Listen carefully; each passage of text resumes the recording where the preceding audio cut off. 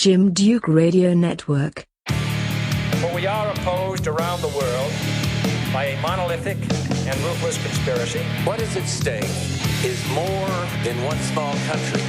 It is a big idea, a new world order. Well, join me. I'm going to sit here at the right hand of Satan. A rational voice in a world of conspiracy. I think we're the only ones that try to bring a rational view to these things because people are afraid to contradict some of the truther claims, but we want to bring the truth no matter what side it's on. Hey, Darren, how's it going? Hey, Jim, doing very well, thanks. I saw a report that there are reports of drug and food shortages, that they're here. And these are for the same people that every year they've kind of said, beware, here it is. So, you take lightly what they say. But a lot of experts thought that we would rebound once the pandemic subsided. And the global change was supposed to return to normality. Because you remember during the pandemic, we lost transportation. We lost workers. Yep. People, a lot of things. Yeah, people didn't go back to work, so they lost workers. And there were food shortages because they couldn't get production. And, excuse me, people said that it would return to normal. But now there's hundreds of drugs that are in short supply. Wow. I guess that means the pharmaceuticals, which, if you don't use although them. that's taken away from some of their profits, though. That's what I don't understand. Yeah, I know. It is kind of a... Although maybe because they're so rich, it's not going to matter to them anyway. Worth trillions of dollars, quadrillions probably. Yeah, but at the same time, they used the pandemic for the vaccines to seemingly to profit. Mm-hmm. So you're right. It is, these guys work in contradictions all the time. I don't know what they do. Like they build up the industrial civilization and then they plummet the deindustrial civilization. They work in contrast to themselves. So I don't know. But the report says that the drug industry took a hit. They're in short supply. And, they even said the vaccine was in short supply at times. So, like you said, they tend to want to profit off this. And, we're saying that, like, some people say, well, they're not in control of this. They can't control the shortages and stuff. Yeah, the elite have total control over the productions of stuff. If they want to, they can pull the plug and bring us into famine if they want. But we wonder, why are they shorting themselves, their profit? I don't know.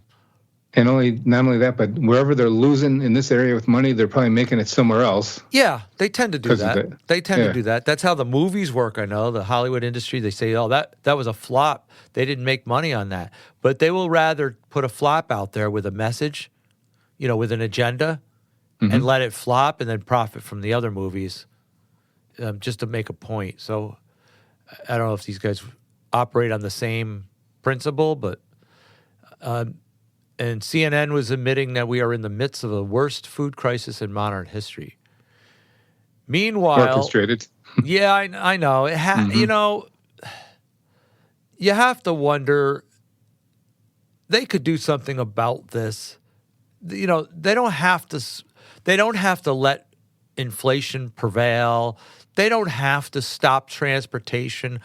But as we said in previous times, they're self-sabotaging their own industry. They're deliberately sabotaging it, almost like causing chaos on purpose. Ordo ab chaos, order out of chaos. Mm-hmm. And, they say the global food supply is continuing to get even tighter and greatly affecting consumers in different countries. According to Zero Hedge, cocoa is on an extreme decrease and chocolate prices soaring. Oh, no. So they say a shortage of chocolate. Stock up on your chocolate, they're telling you. Yeah. Is that the genuine chocolate, like the cacao bean, cocoa. or is that like the cocoa? Cocoa, okay. Cacao, cocoa. Cocoa bean, yeah. That's not good. No, because they said it affects a lot of other things. Well, the thing is, cacao is actually a superfood. It is. It is. The chocolate? Yeah. Yep, and dark chocolate's good for you absolutely. Antioxidant. Yeah. So, despite dentists that forbid chocolate, health people know that the dark chocolate is very good for you. I love dark chocolate. And there's grocery stores, if you notice, the store aisles have taken hits. Inflation kicked in. My wife was commenting how $200 only gets you 3 bags of groceries now. Oh, it's terrible. I don't know because I don't shop. I shop for specific things, so I got to get in, get my things, and leave. Somebody else does the shopping for me, so I actually don't know the prices of things. But it is inflating, and as we say, inflation is basically not much more than an overinflation of the currency put into the system, and it decreases the value of that currency. So it causes more currency to have to be put up against the value of products, and it causes inflation. They created this themselves by giving stimulus and putting currencies. Federal Reserve put currencies out there against, QEs, the quantitative easing. Some claim that this is all pandemic related, but like you said, it's orchestrated. They could prevent it. Oh, of course.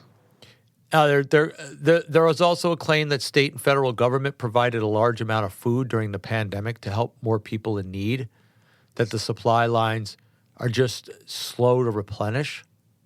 Now, the government, they don't give out, they don't make money, so how are they giving food? What are they doing, demanding food be given or giving vouchers for food? What's their angle? I don't know. Really? But it's a whole supply chain issue. They say that the winter wheat harvests reported the smallest in decades. Cornfields hit with the worst drought in 30 years. An orange harvest in Florida, 56% smaller this year. And crazy weather patterns wiping out 90% of peach crops in Georgia. And we know the size of the U.S. beef cow herd has fallen, the lowest since 1962. And fires destroying the production plants. Is that a little suspect? Well, it'd be one heck of a coincidence, let me tell you. Yeah. Yeah. And there's crops being destroyed by insects invading Nevada, eating everything. The reducing feed for grazing wildlife and livestock. And in large numbers, their feeding can contribute to soil erosion, poor water quality, nutrient-depleted soils, and potentially cause damage to a range of cropland. We wonder if this is a manufactured global famine. Mm-hmm. Sure seems like it. It's like, let's cry foul. Something has to be done. It's like, come on, guys, And they're deliberately sabotaging society. This is terrible. These people should be, they're morally corrupt, but they should be brought up on charges or something. Absolutely. And I'm not saying things happen. Things do happen, but when they're deliberately tampering with and the policies and the politics that they're doing to, in America alone, they're bringing in more people, immigrants. And some people applaud it. Oh, Jesus would applaud them and bring them in and let's host them and give them a place to stay. No, they're letting them haphazardly invade. I saw a Home Depot the other day. A bunch of people standing with bags and stuff, backpacks and things like that, just standing there. And they're talking in foreign language, yelling to you. They want handouts. It's a couple people asking for handouts. They drop them off, and then they have no place to go. And they're telling hotels to make vacancies so that they can house the immigrants. Did you hear that? A local hotel? Oh, yeah. Yeah, I've seen that in the news. It's being brought up. No one, where'd you see it? I was on the news, Channel 13, NBC. Yeah. Oh, okay. Yeah, it was in our local area. They told the tenants that they had to abandon because they have to give first place for the immigrants, the illegal immigrants. It's like, are you kidding me? And they said, well, we can't leave them without housing, but yet they'll kick the people out of their vacancies and leave them on the street. It's like, you're going to... So let's see. So illegal immigrants and criminals and have citizens. more rights than we do in this country now, literally. And the citizens are put out in the street. We don't want the immigrants to starve and be homeless, but then we're going to throw citizens out. It's like, you don't see through this? They don't see through this? Crazy stuff. And if you say anything against it, you're the one that's brought up on hate crimes and other, Yep. Come on. No, we have to protect the lands. We have to protect citizens. We have to protect people here. And, just shipping them in and busing them in and leaving them off and hoping that society does something with them is not the solution. So that's one story I have. There's a disturbing revelations showing the FBI has been spying on us. Now we know this, right? Wow. Yeah.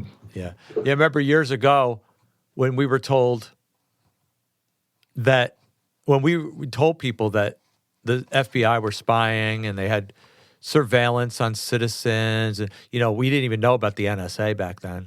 Like in the 90s, you and I didn't know about the NSA. No. But we suspected that they were doing some surveillance and things like that. We reported it. And people called us crazy. And now it's admitting, they're admitting that the FBI is spying on you and NSA have tabs on citizens. But they claim they don't just have random tabs. It's only if they suspect something. And they can't conduct it without a warrant. They have to get a warrant. But here's what they do. They hijack third-party companies and apps, and they basically just confiscate their information. So technically, they're not doing the spying. They're just confiscating other platforms who are doing it. And this says that the FBI carried out improper surveillance on multiple government officials, according to documents, using Twitter and things like that. So they're assigned to look for violations of Twitter, violating policies and things like that. Patrick Toomey of the ACLU told The Hill that disturbing new revelations show how Section 702 of FISA, a spy program the government claims grants surveillance powers against foreign targets, is routinely used against American citizens and immigrants and people who are not accused of any wrongdoing.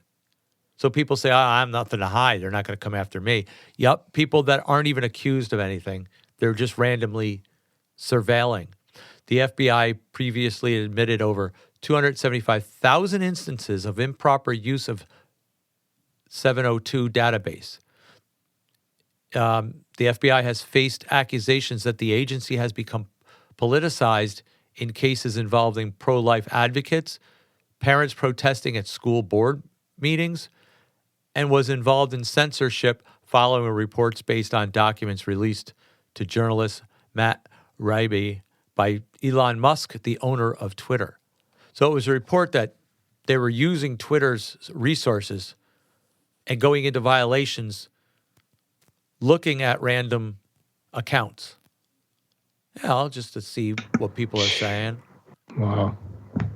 Yeah, and it's odd that they're searching for violations of different things without any cause, but that's, and then they see people like us who openly speak against the government. You wonder how many tabs they have on us. Oh, forget about it. You get YouTube strikes. I've gotten banned from YouTube. They take surveillance on us on these things. And then I hear that the U.S. government is secretly stockpiling dirt on Americans through data brokers.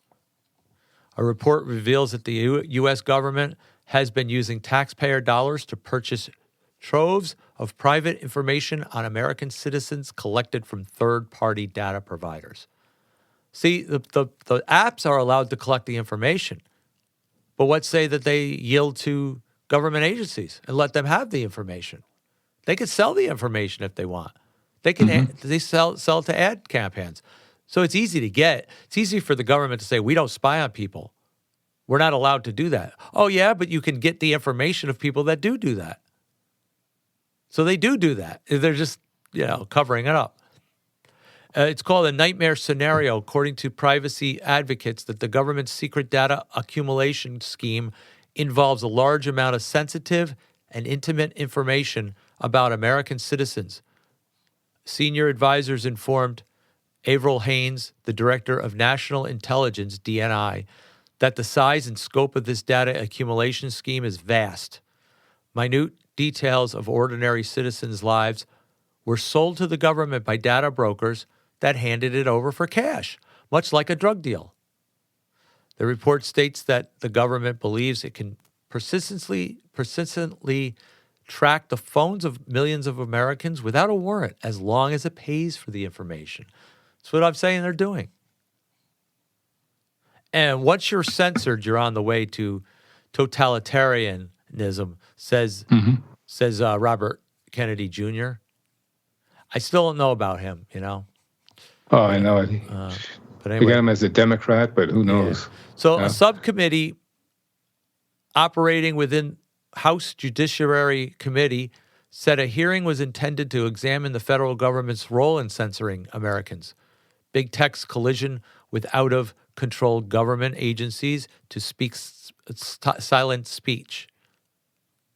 Government censorship and alleged First Amendment violations on the part of the federal government is being conducted. The government likes to claim that social media platforms acting on their own would apply their policies and censor all this content, says the report. And it calls the scope a reach for federal censorship efforts staggering. Calling the scope and reach of federal censorship staggering. They're going out of the way. Wow. I know people that are less vocal than us who are getting flagged left and right. It's crazy. Why don't they just leave us the heck alone? A quote by Dr. John Sauer, attorney, says millions of social media posts and speakers were censored all across America. It affects virtually every American who reads, listens, engages, or posts on social media about great disputed political and social questions that federal censors have stuck their fingers into. Federal officials' censorship efforts are in a full swing, and they're expanding to new frontiers.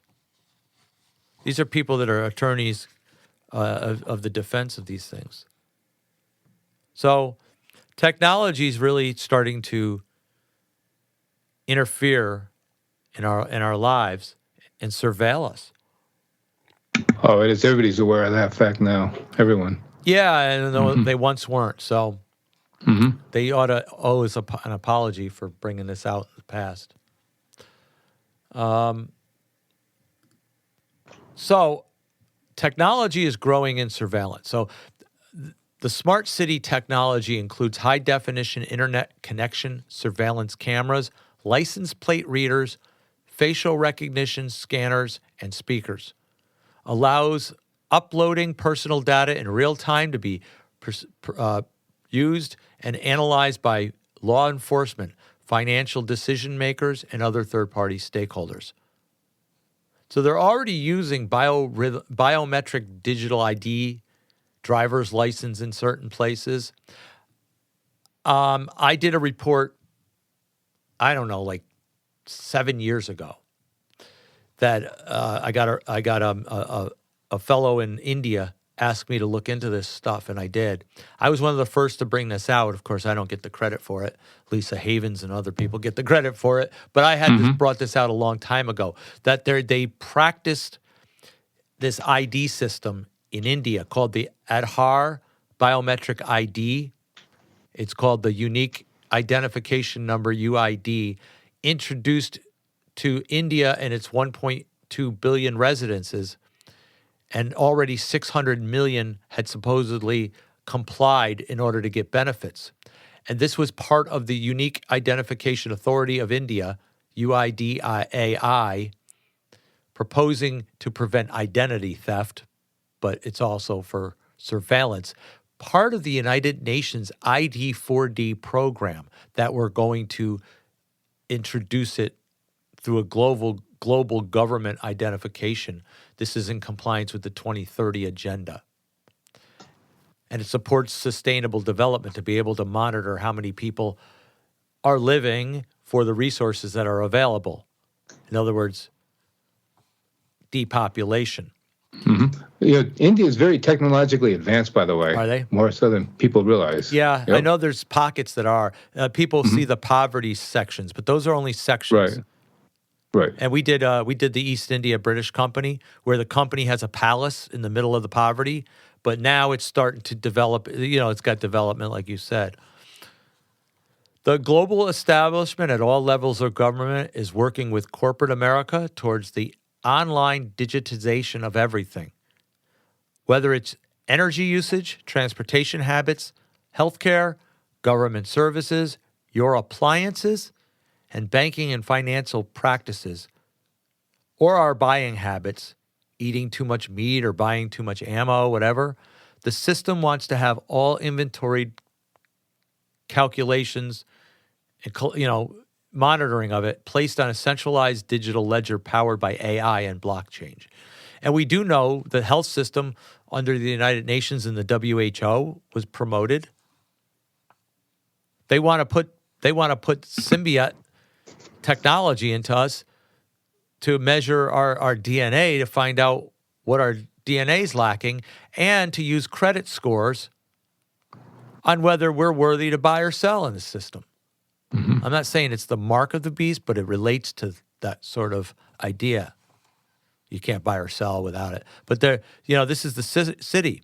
The WEF in August 2021 said the notion of smart cities relies on a range of technologies, including the Internet of Things, mobile solutions, big data, AI, and blockchain. Because of this connection with the technology, we've had concerns about how smart cities will address issues such as data privacy and social exclusion.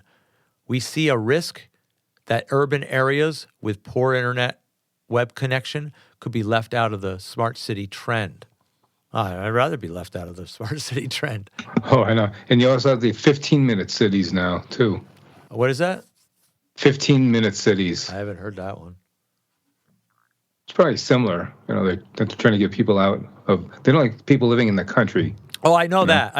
The Smart City and America 2050 program were all part of corralling the urban, the suburban areas and the rural sections, and corralling them, forcing them into the confined areas. It's kind of what you're talking about, right? Oh yeah. Okay. Yep. They don't like people growing their own food. And right. Living off the land. They hate that. Yep. Hoarding laws are in fact when they have certain measures taken. Who are they though? They don't control us. They have no authority over us.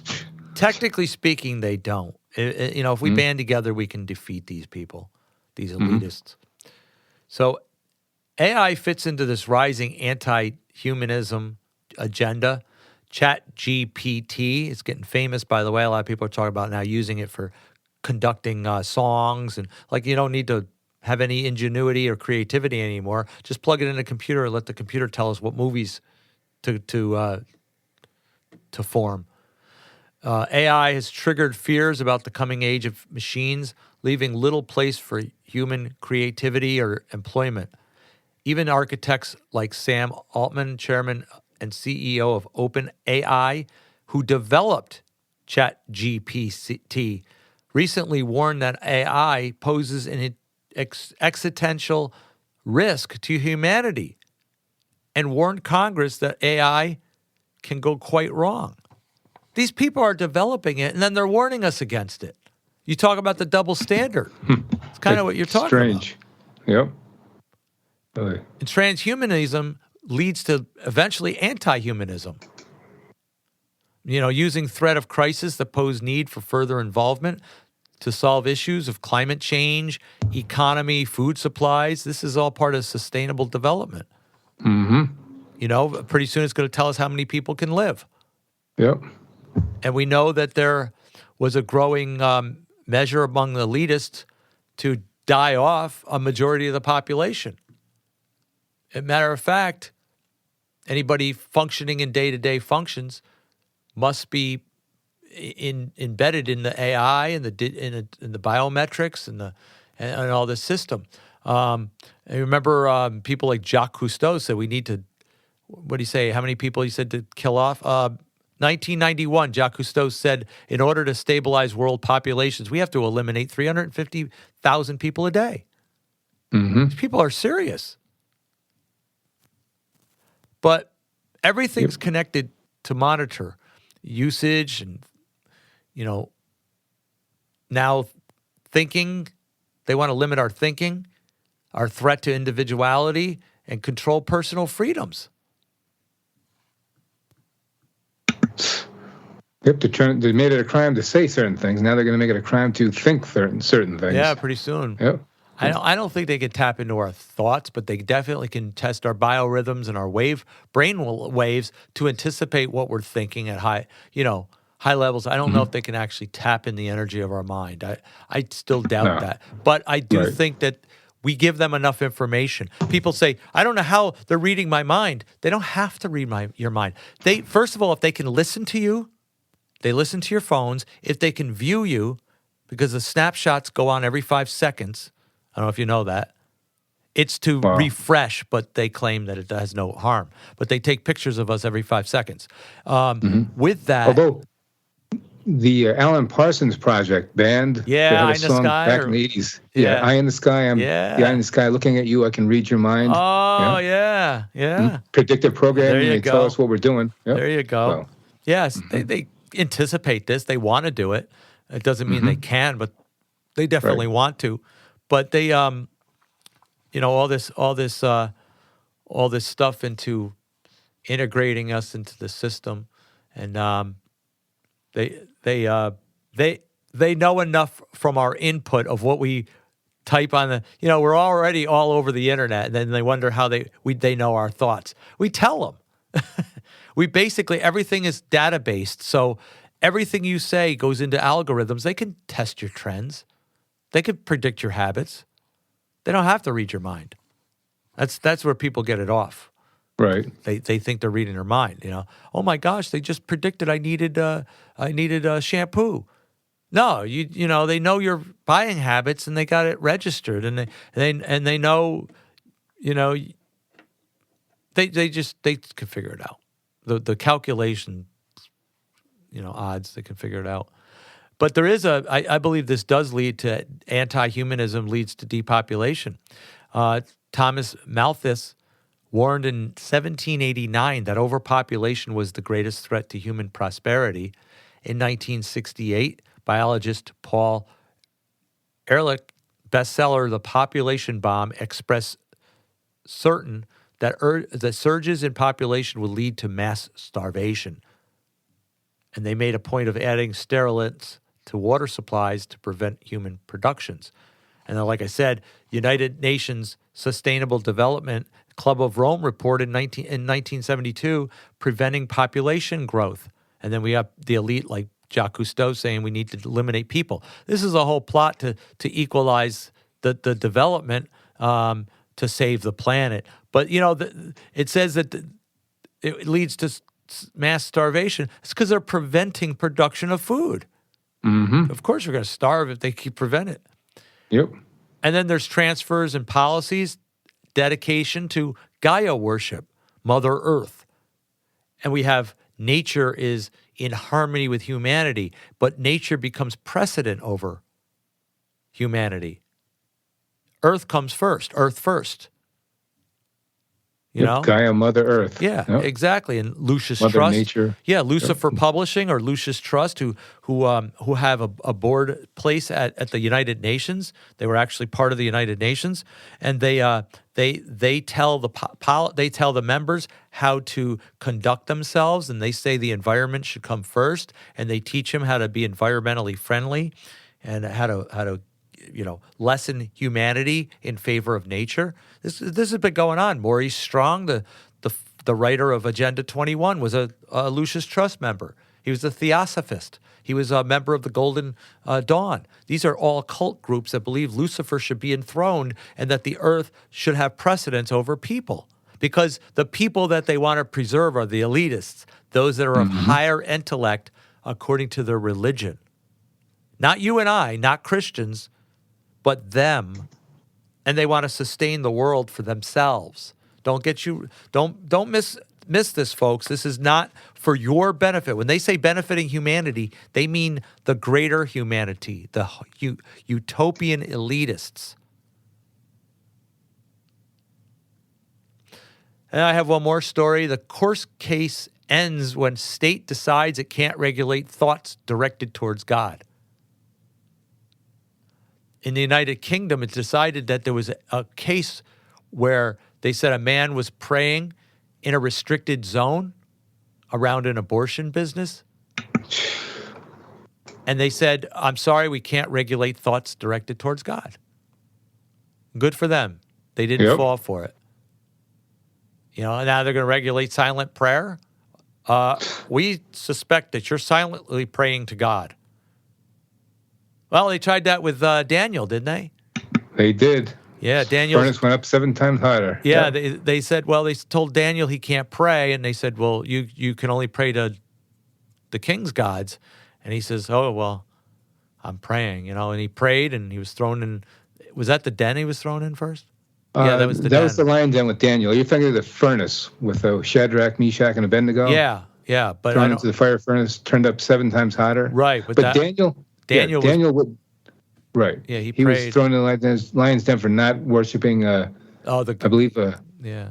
Which god? Yeah, their god, their false god. So. Yeah. So this has been going on, and then we have in Acts where they forbid them to speak in the name of Jesus, and Peter says,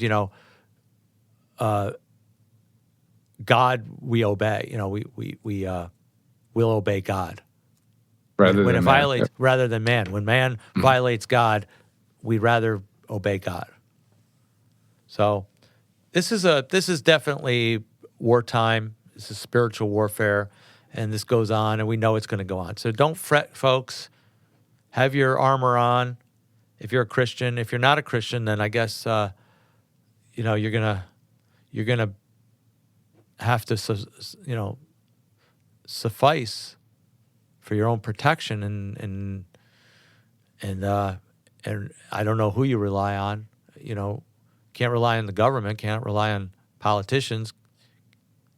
The soul is the most thing that they could destroy, and don't be afraid of him that can destroy the body, but him that can destroy the body and send the soul into hellfire. So, you got to make your choice of whether you want the eternal salvation of Jesus Christ, because inevitably everybody is susceptible. The rains fall on the wicked and the just. So, both of us are in the same world. It's just a matter of who you're going to give your reverence to, in the end, and who you're going to serve.